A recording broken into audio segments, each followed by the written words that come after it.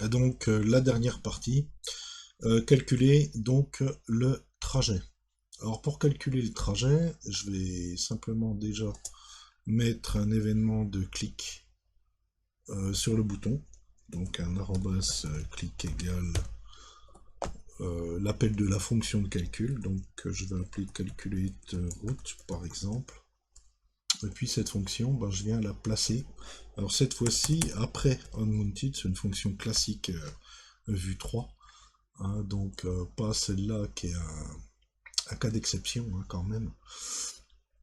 Qu'on va mettre donc après le bloc de Mounted. Donc je vais créer une constante qui s'appelle calcul route. Voilà, donc il n'y a pas de paramètres. Et puis évidemment, je vais appeler l'élément de calcul de leaflet pour les parcours. Donc j'avais déjà créé une structure pour ça, donc qui s'appelle routing control.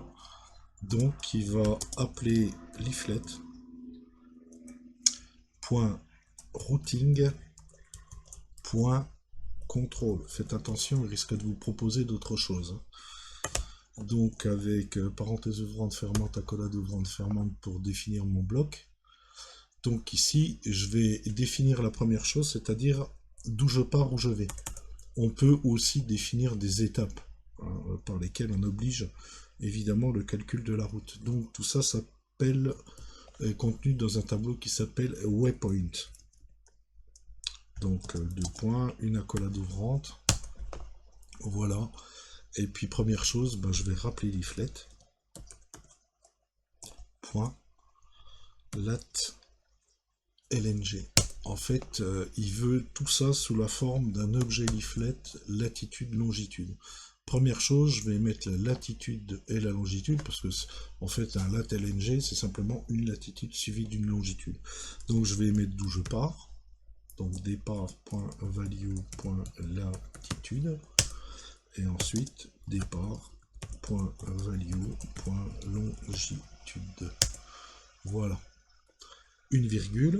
Donc je vais mettre ici, c'est bien mon point de départ. Et je vais faire la même chose pour l'arrivée. Donc ici, toujours pareil, un objet de type lat.lng. Pour mon arrivée. Ici, ça va être mon point d'arrivée.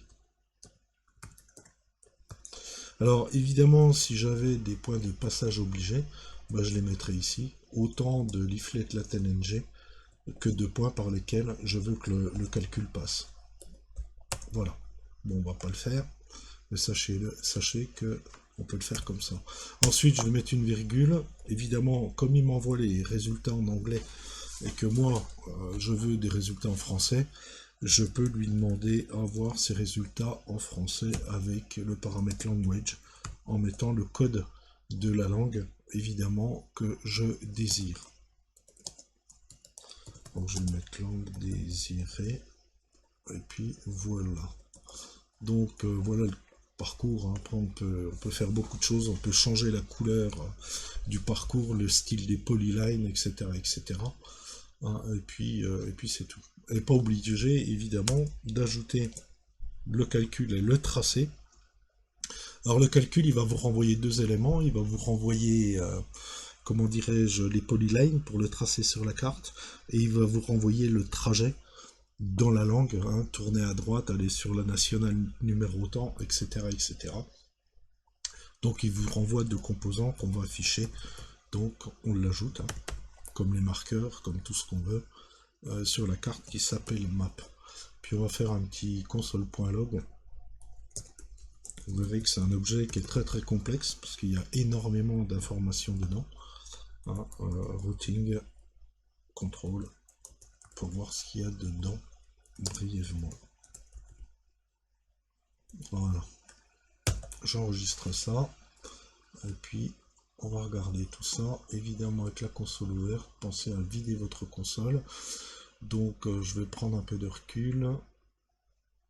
Ok, je vais aller d'où à où? Encore un petit coup. Je vais être Besançon à Pontarlier, par exemple. Donc, premier point, le départ. Pontarlier est là. Deuxième point, l'arrivée. Je lui demande de faire le calcul. Vous voyez, il vous a tracé la route. Et ici, il vous met le parcours. Il peut vous en mettre plusieurs, hein, parce qu'il y a plusieurs voies possibles. Hein. Et puis le parcours, évidemment, que vous avez, c'est ce que vous avez sur vos GPS, en fait. Et si vous regardez le routing control, vous voyez, il y a énormément de choses. Hein. Vous avez, alors, je ne sais plus où il est, là, vous avez les descriptions des lignes, etc., etc. Et puis, dans les routes, ici, vous avez tous les points. Évidemment, les coordonnées des différents points. Hein, parce que si vous voyez, si vous cliquez ici, alors je vais cliquer plutôt ici, vous voyez qu'ici, il vous dessine les points que vous désignez sur le parcours. Hein. C'est interactif. Hein. Voilà. Donc tout ça, on peut le modifier. Donc là, nanana, et puis les instructions. Hein, dans la route, vous retrouvez les coordonnées sous forme de LaTeX-ng. Et puis ici, les différentes instructions qui vous donnent, qu'on peut récupérer et puis remettre en forme différemment. Évidemment. On pourrait tout tracer à la main et puis mettre ça à côté ou autre part. On va rester sur des options standards. Donc voilà ce que j'ai à dire. Après, si on refait un autre parcours, vous voyez qu'il vous le rajoute. Il faudrait réinitialiser les éléments. On peut éventuellement le faire en faisant un remove du routing control. On va essayer de le faire vite fait. C'est-à-dire que chaque fois que je vais cliquer sur des éléments, je vais le faire là. Hein, et je vais réinitialiser le contrôle de calcul de route.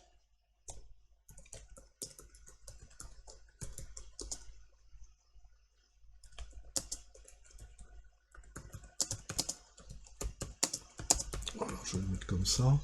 Ok, bah, il suffit simplement de dire si le routing control n'est pas nul. Un note égale nul, je crois que je le fais comme ça d'habitude. Des fois c'est un peu plus compliqué. Donc je fais un map.remove control. Donc là c'est un autre objet, hein, c'est pas un remove layer. Et puis mon routing control qui est en fait un layer. J'ai pas fait de bêtises. Donc je reviens dessus. Je vais m'éloigner un peu. Je vais aller de là à là. Je calcule.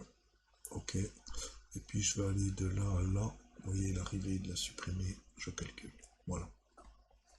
Moyen de réinitialiser votre carte. Après, il y a des cas où il faut être un peu plus subtil. Donc voilà pour ce premier composant. Les autres, je vais aller un peu plus vite.